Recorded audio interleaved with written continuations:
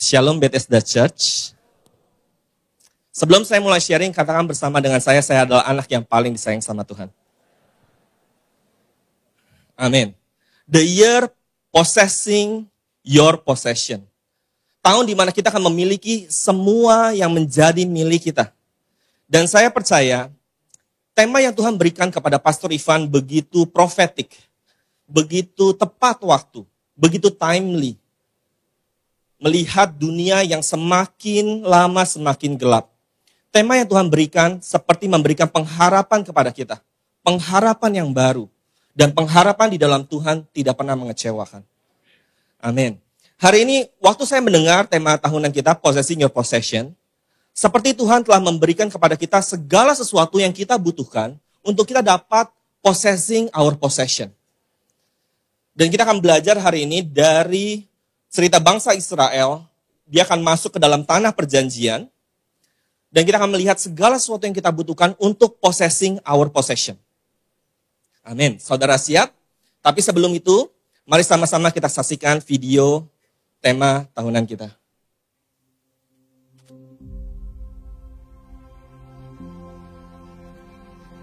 Hambaku Musa telah mati. Sebab itu bersiaplah sekarang. Seberangilah sungai Yordan ini, engkau dan seluruh bangsa ini, menuju negeri yang akan kuberikan kepada mereka, kepada orang Israel itu.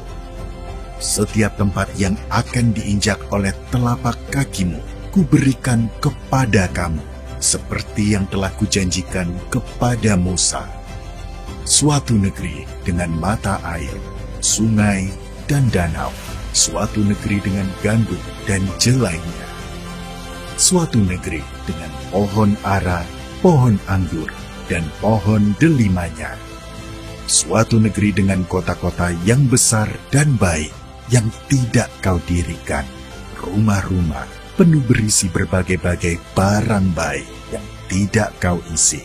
Sumur-sumur yang tidak kau gali. Kebun-kebun anggur dan kebun-kebun zaitun yang tidak kau tanami. Ketahuilah, Tuhan, Allahmu telah menyerahkan negeri itu kepadamu. Majulah, dudukilah, seperti yang difirmankan kepadamu oleh Tuhan, Allah nenek moyangmu. Janganlah takut dan janganlah patah hati. Miliki apa yang menjadi milikmu. Possessing your possession. Amin. Amin. Waktu saudara melihat tema video tadi, saudara akan menemukan seseorang sedang berjalan dari satu teritori kepada teritori yang berikutnya. Dari satu daerah kepada daerah berikutnya. Dari satu tempat ke tempat berikutnya. Dan ini yang Tuhan akan lakukan di dalam hidup saudara, di dalam hidup saya di tahun ini. Bahwa Tuhan akan enlarge teritori saudara.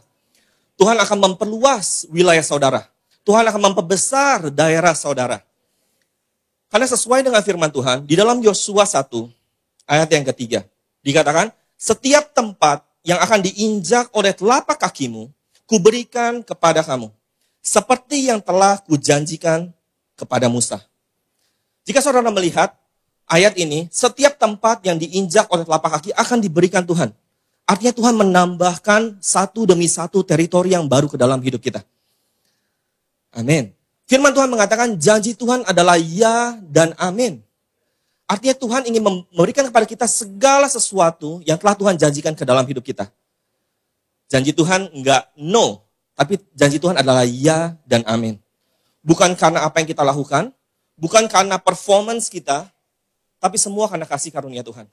Karena apa yang Tuhan Yesus lakukan di atas kayu salib. Amin. Tetapi teritori apa jadi Pak yang Tuhan ingin kita miliki hari ini? Saya akan mulai dari satu kata, yaitu enlarge. Atau memperluas. Kalau saudara buka di dalam dictionary, saudara akan menemukan kata enlarge.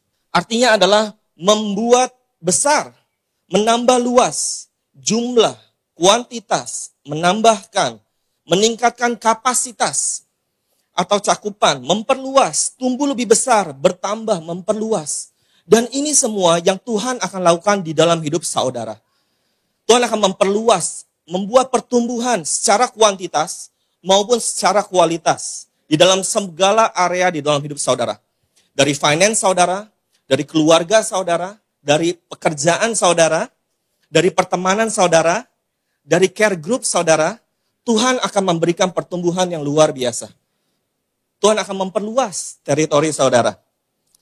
Buat bangsa Israel, waktu bangsa Israel ingin masuk ke dalam tanah perjanjian, mereka keluar dari padang gurun.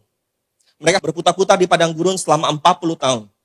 Selama 40 tahun mereka berputar-putar di padang gurun, kemudian mereka harus keluar dari padang gurun untuk mereka masuk ke dalam tanah perjanjian. Artinya, bangsa Israel harus keluar dari satu tempat dan masuk ke tempat yang baru. Kita di tahun ini, Tuhan juga ingin mengeluarkan kita dari tempat yang lama untuk masuk ke dalam tempat yang baru. Tempat yang lebih luas, tempat yang lebih besar. Karena Tuhan mau enlarge teritori kita hari ini. Tapi apa yang Tuhan coba sampaikan? Ketika bangsa Israel keluar dari padang gurun untuk masuk ke dalam tanah perjanjian, sesungguhnya ada perubahan di sana. Akan ada change. Karena mereka keluar dari padang gurun dan masuk ke dalam tanah perjanjian. Dan ini yang terjadi dalam hidup kita di tahun ini. Mungkin ada beberapa area di dalam hidup kita yang mungkin Tuhan sedang ubahkan. Tetapi jangan takut. Jangan takut. Karena perubahan yang terjadi dalam hidup kita membawa kita masuk ke dalam level yang baru. Perubahan di dalam hidup kita menempatkan kita di tempat yang tepat, di waktu yang tepat, untuk menerima semua possession Tuhan. Sesungguhnya perubahan di dalam hidup kita membuat kita berada di posisi untuk menerima dari Tuhan. Tuhan sedang memposisikan kita di tempat yang tepat, di waktu yang tepat. Untuk masuk ke dalam tempat yang baru. Dan di tempat yang baru, yang lebih besar, yang lebih luas, teritori yang baru, yang lebih besar, yang lebih luas. Apa yang Tuhan lakukan? Tuhan menuangkan anggur yang baru. Anggur yang baru berbicara tentang kasih karunia Tuhan, berbicara tentang kehidupan kita, berbicara tentang provision dari Tuhan, berbicara tentang prosperity dari Tuhan.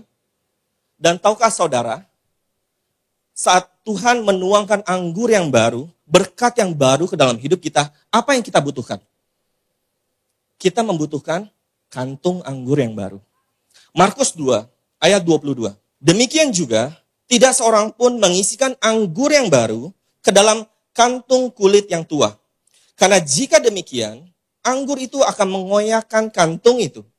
Sehingga anggur itu dan kantongnya dua-duanya terbuang. Tetapi anggur yang baru hendaknya disimpan dalam kantung yang baru pula. Amin. Kalau saudara tahu, bangsa Israel saat dia memiliki anggur, dia akan menaruh anggur yang baru di dalam kantung anggur. Kantung anggur terbuat dari kulit. Waktu saudara menuangkan anggur yang baru ke dalam kantung anggur yang baru akan memberikan tekanan dan pressure kepada kantung anggur yang baru. Dia akan mengisi setiap pori-porinya. Tapi begitu kantung anggur itu setelah selesai saudara minum, dan saudara membeli anggur yang baru, saudara nggak bisa menaruh di dalam kantung anggur yang lama. Karena apa yang terjadi adalah anggur yang baru akan membuat pressure yang baru ke dalam kantung anggur yang lama, sehingga kantung itu menjadi pecah. Jadi apa itu kantung anggur yang baru? Untuk kita dapat contain berkat dari Tuhan, untuk kita dapat menampung berkat yang baru dari Tuhan, kita membutuhkan kantung anggur yang baru. Katakan bersama saya, kantung anggur yang baru. Apa itu jadi kantung anggur yang baru? Kantung anggur yang baru berbicara tentang mindset kita, pola pikir kita. Bagaimana kita menjalani hidup kita. Amin. Sebelum kita menerima dari Tuhan, sebelum kita possessing our possession, Tuhan ingin mengubah kantung anggur kita. Saat kita menggunakan kantung anggur yang baru, kita baru bisa menampung berkat Tuhan yang baru. Kita nggak bisa beroperasi di dalam hidup kita berdasarkan diri kita 3 tahun yang lalu, atau 2 tahun yang lalu, atau 1 tahun yang lalu. Karena berkat Tuhan selalu baru. Bahkan firman Tuhan mengatakan kasih karunia Tuhan selalu baru setiap pagi. Dan aku percaya, saat kita mengubah kantung anggur kita, kita dapat menampung berkat Tuhan yang baru ke dalam hidup kita. Dan kita mulai berubah. Dari cara kita bekerja, mungkin di kantor, mungkin buat yang sekolah, dari cara kita belajar, Tuhan ingin mengubahkan segala sesuatu dalam hidup kita. Karena Tuhan ingin kita menggunakan kantung anggur yang baru.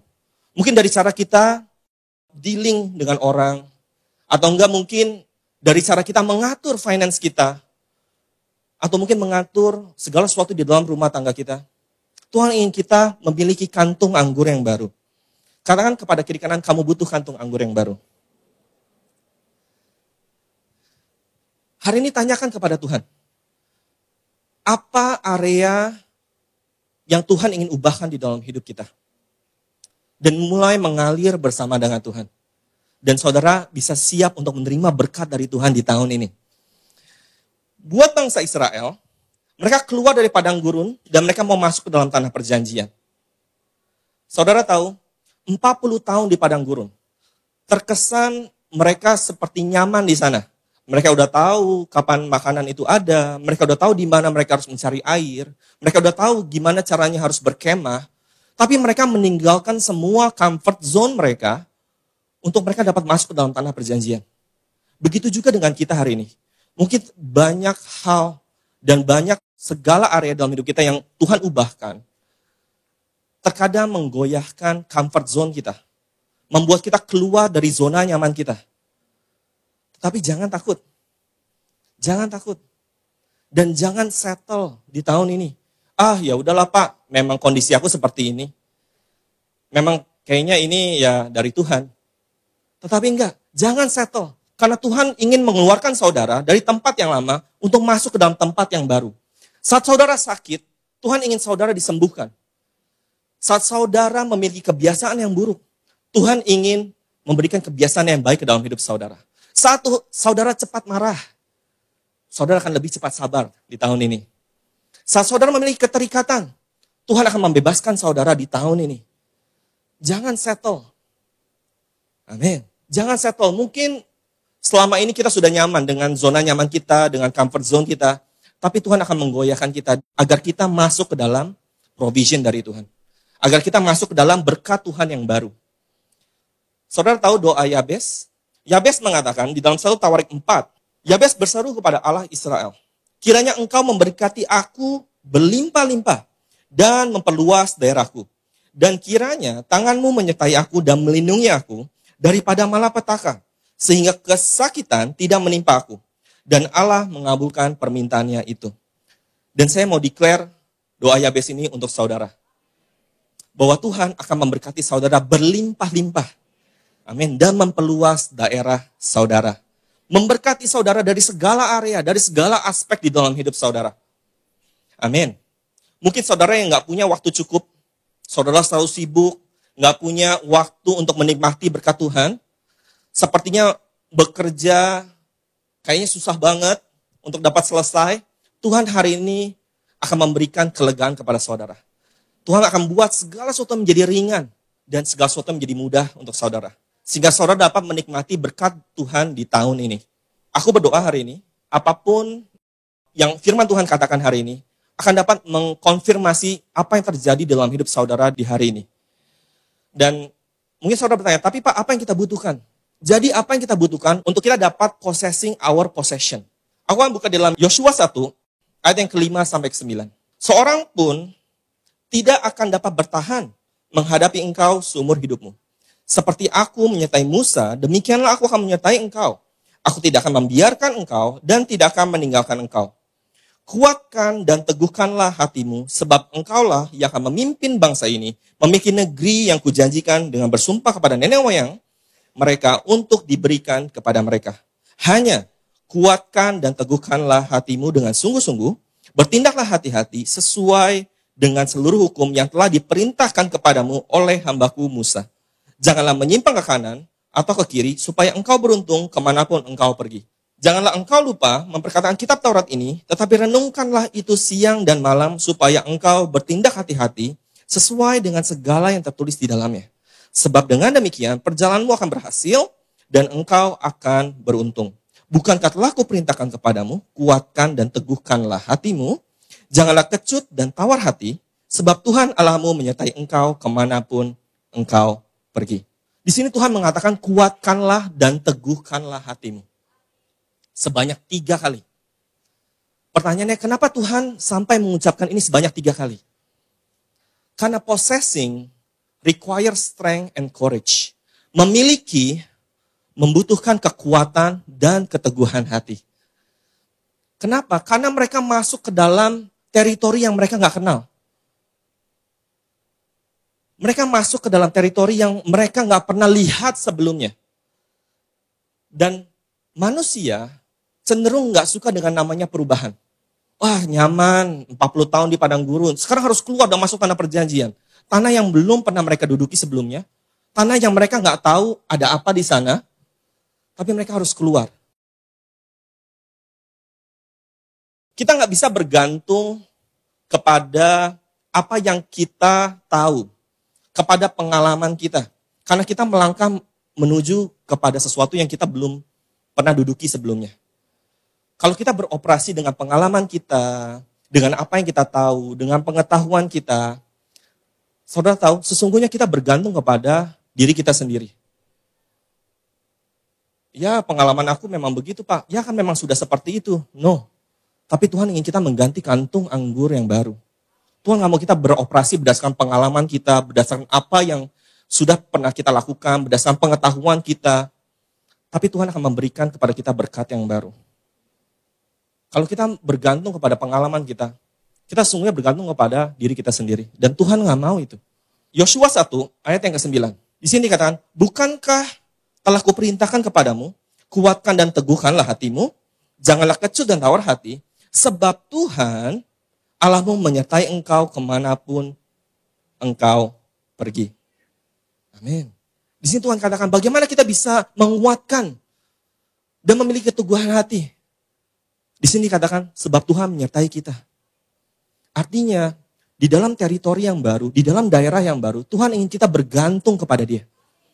Dan bukan kepada pengertian kita, pengalaman kita, apa yang kita tahu. Tapi Tuhan ingin kita bergantung kepada Dia. Mungkin hari ini kita merasa lemah. Tapi Pak, saya nggak ngerti. Di teritori yang baru, daerah yang baru, apa yang harus saya lakukan? Mungkin kita merasa lemah. Tapi 2 minggu yang lalu, Pastor Ivan mengajarkan, di dalam kelemahanlah, kuasaku menjadi sempurna. Saat kita bergantung kepada Tuhan, kuasa Tuhan dinyatakan di dalam hidup kita. Mungkin hari ini kita merasa lemah. Kita nggak ngerasa mampu untuk kita dapat menduduki tanah perjanjian. Tapi, tahukah saudara bahwa Tuhan selalu bersama-sama dengan saudara? Berjalan bersama dengan saudara, berperang untuk saudara. Amin. Kasih karunia Tuhan cukup bagi kami. Lalu kita akan lihat apa yang terjadi setelah itu. Yosua 1 ayat yang ke-11. Jalanilah seluruh perkemahan dan perintahkanlah kepada bangsa itu demikian. Sediakanlah bekalmu sebab dalam 3 hari kamu akan menyeberangi sungai Yordan ini untuk pergi menduduki negeri yang akan diberikan Tuhan Allahmu kepadamu untuk diduduki. Ayat ini seperti memberikan konfirmasi kepada kita. Kalau saudara tahu di sini katakan sebab dalam 3 hari engkau akan menyeberangi sungai Yordan dan engkau akan masuk ke dalam tanah perjanjian. Ada kata 3 hari di sana. Firman Tuhan mengatakan 1 hari sama dengan 1000 tahun. Dan kita hari ini tinggal di 2025. Artinya kita tinggal di hari yang ketiga. Dan di hari yang ketiga, saudara akan menyeberangi sungai Yordan dan akan masuk ke dalam tanah perjanjianmu. Amin. Betapa ini ayat yang mengkonfirmasi kita hari ini. Bahwa di tahun ini, saudara akan possessing your possession. Dan aku suka kata dalam di sini. Kenapa ada kata dalam? Karena ada waktu yang pas untuk dapat menyeberang. Ada waktu yang tepat untuk bangsa Israel menyeberang. Apa yang aku coba sampaikan adalah, there's always time for preparation and there's always time untuk kita possess. Ada waktu untuk kita dapat bersiap, ada waktu juga untuk kita dapat memiliki. Firman Tuhan mengatakan, ada waktunya untuk kita menanam, ada waktunya juga kita untuk menuai. Segala sesuatu memiliki waktu yang tepat. Waktu bersiap adalah waktu di mana saudara merasakan kasih karunia Tuhan. Di mana saudara mendapatkan kasih karunia Tuhan. Waktu saudara sakit, saudara merasakan kasih karunia Tuhan dan saudara menjadi sembuh. Waktu saudara stres, Saudara merasakan kasih karunia Tuhan. Tuhan memberikan kelegaan kepada saudara. Yang tadinya stres, saudara menjadi rest. Ini adalah waktu persiapan yang Tuhan berikan ke dalam hidup kita. Dan aku percaya kita udah melewati tahun-tahun ini. Kita udah melewati tahun-tahun the battle is the Lord. Tahun the year of Amen. Tahun open doors, divine restoration, provision is in the vision. Dan di tahun ini, possessing our possession. Saudara ready untuk possess. Amin. Karena janji Tuhan untuk bangsa Israel di dalam Keluaran 3 ayat yang ke-8 dikatakan, sebab itu aku telah turun untuk melepaskan mereka dari tangan orang Mesir dan menuntun mereka keluar dari negeri itu ke suatu negeri yang baik dan luas. Ini adalah janji Tuhan untuk bangsa Israel. Bahwa mereka akan pergi kepada suatu tanah yang baik dan luas.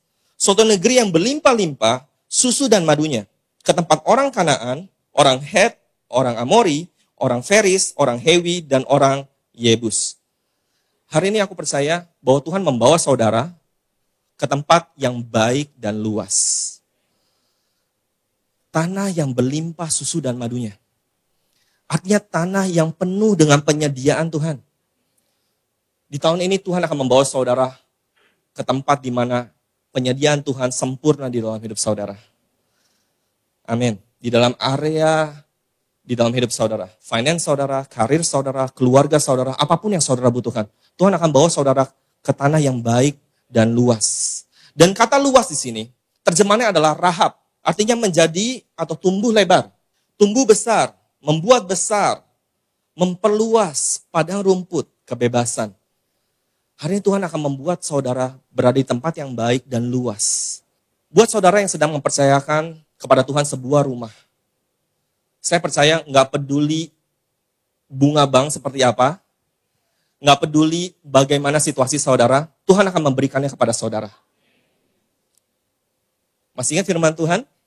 Bahwa jika Tuhan telah membuka pintu, tidak ada seorang pun yang dapat menutupnya. Apapun kondisi ekonomi, apapun situasi saudara, bergantung kepada Tuhan hari ini. Tuhan berjalan bersama dengan saudara. Dan Tuhan akan memberikan kepada saudara tanah perjanjian, tanah yang baik dan luas. Tanah yang berlimpah susu dan madunya. Amin. Karena, tahukah saudara, masih ingat kata Rahab? Kata Rahab pertama kali muncul ketika Yosua mengirimkan 2 pengintai untuk mengintai tanah perjanjian. Pada saat itu, 2 pengintai itu masuk ke dalam tanah perjanjian dan dia tinggal di rumah perempuan Sundal yang bernama Rahab. Saudara masih ingat? Dan Rahab memiliki arti luas. Dengan kata lain, saat firman Tuhan diberikan kepada bangsa Israel, kamu akan keluar dari Mesir dan masuk ke dalam tanah perjanjian. Sesungguhnya saat mereka bertemu dengan Rahab, itu adalah konfirmasi untuk bangsa Israel, untuk dapat masuk ke dalam tanah perjanjian. Karena tahukah saudara, apa arti kata Mesir? Arti kata Mesir, di dalam Alkitab, adalah, yang pertama adalah double stress. Tempat yang penuh dengan stres. Yang kedua, adalah double narrowness. Kesempitan ganda. Wah, tempat yang benar-benar sempit. Saat mereka keluar dari tempat yang sempit, dan mereka bertemu dengan Rahab, seperti konfirmasi bahwa Tuhan akan membawa mereka masuk ke tanah yang lebih besar, lebih luas, yang penuh dengan berkat, yang melimpah susu dan madunya. Amin. Memberikan mereka konfirmasi. Mungkin hari ini saudara merasa seperti di Mesir. Saudara terkurung, ada begitu banyak limitation, ada begitu banyak kekurangan, ada begitu banyak, sepertinya saudara nggak bisa bergerak. Hari ini Tuhan akan bawa saudara ke tempat yang lebih besar. Dari limitation, dari kekurangan, Tuhan akan bawa saudara ke tempat yang penuh dengan penyediaan Tuhan. Ini yang Tuhan berikan untuk saudara di tahun ini. Amin. Dan saya percaya, semua bukanlah karena usaha kita, bukanlah pekerjaan kita. Kita harus meninggalkan kantung anggur yang lama. Dan mulai menggunakan kantung anggur yang baru di tahun ini. Pertanyaannya adalah, kenapa Tuhan ingin membawa kita ke tempat yang luas, ke tempat yang lebih besar? Saudara tahu kenapa? 2 Samuel 22 ayat 20.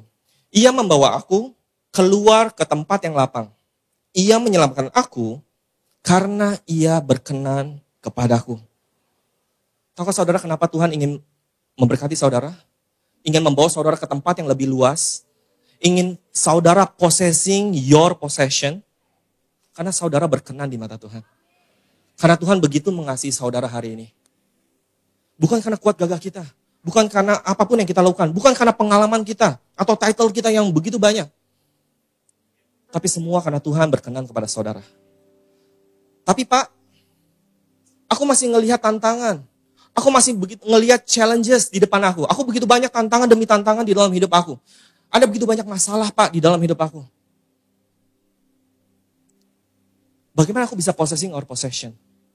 Bagaimana aku bisa menerima, memiliki semua yang menjadi milik aku? Waktu Musa sampai di Kades Barnea, di perbatasan. Dan Musa mengirimkan 12 pengintai. Apakah ada raksasa di sana? Ya. Waktu Yosua ingin masuk dalam tanah perjanjian, apakah ada raksasa di sana? Ya. Dan raksasa berbicara tentang segala tantangan di dalam hidup kita. Hari ini untuk kita masuk dalam tanah perjanjian kita, mungkin terkesannya ada masalah di sana, ada raksasa di sana. Tapi tahukah saudara, kenapa raksasa di sana? Karena raksasa itu nggak mau saudara masuk dalam tanah perjanjian. Dia berusaha men-stop saudara untuk memiliki apa yang menjadi milik saudara. Itu kenapa terkadang kita bertemu dengan masalah. Tapi jangan takut. Jangan takut, Bethesda Church. Karena tantangan di dalam hidup saudara adalah kesempatan Tuhan untuk memperluas hidup saudara. Tantangan di dalam hidup saudara adalah untuk membawa saudara naik ke level yang lebih tinggi. Tantangan di dalam hidup saudara bukanlah untuk menjatuhkan saudara, menghancurkan saudara. Saudara masih ingat Kaleb? Dia melihat gunung dan dia mengatakan pada Yosua, Yosua berikan kepadaku pegunungan ini. Dia berumur 85 tahun. Dia melihat ada begitu banyak raksasa di sana. Kemudian dia panjat gunungnya dan dia mengalahkan semua raksasa, mengusir raksasa dari tanah yang menjadi milik dia. Hari mungkin saudara berkata, Pak, tapi saya udah berumur, ya itu yang masih muda aja lah. Bagaimana saya bisa mengikuti perubahan zaman sekarang? Bagaimana saya bisa berubah? Saya udah berumur. Jangan katakan saudara masih berumur. Saudara masih muda. Kaleb 85 tahun, masih bisa panjat gunung. Sekarang kita naik eskalator aja kayaknya udah capek ya. Tapi Kaleb 85 tahun. Dia gak menggunakan kantung anggur yang lama. Udah 85 tahun kita gak bisa menduduki gunung ini. Tapi 85 tahun dia mengatakan berikan kepada pegunungan ini. Raksasa itu adalah makanan untuk aku. Tantangan dan masalah dalam hidup saudara adalah makanan untuk saudara. Agar saudara bertumbuh dan naik ke level berikutnya.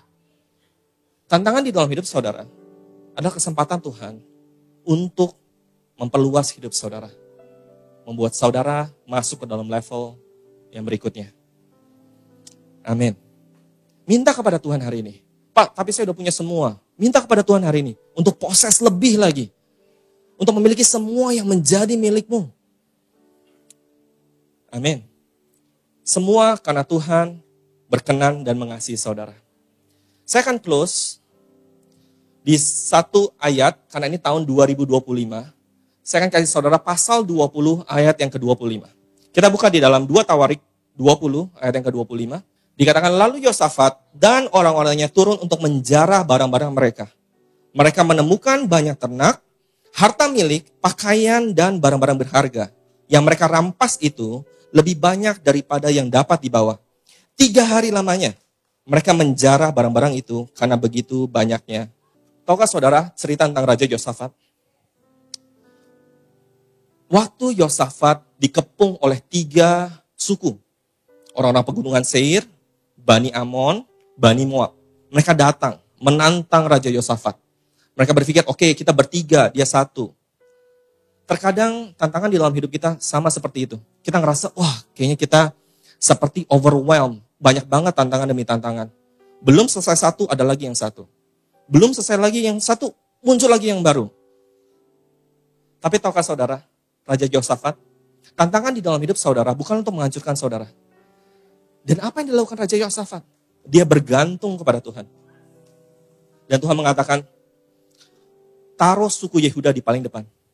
suku pujian penyembahan ditaruh di depan. Mereka memuji, menyembah Tuhan. Dan Tuhan berperang untuk Raja Yosafat.